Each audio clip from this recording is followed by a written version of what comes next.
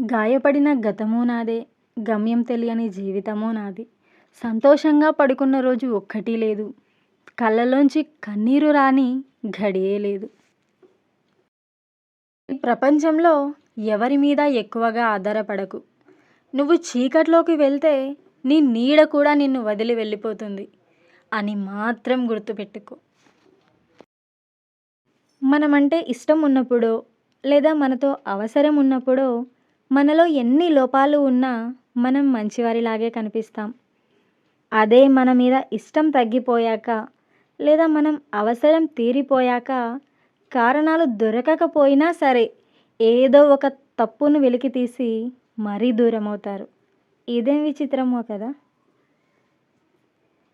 నేను చచ్చి బతుకుతున్నా, అంతేకాని చెడి బ్రతకడం లేదు. ఈ రోజుల్లో మంచితనం అనేది మోసపోవడానికి తప్ప బ్రతకడానికి పనికిరాదని అర్థమైంది.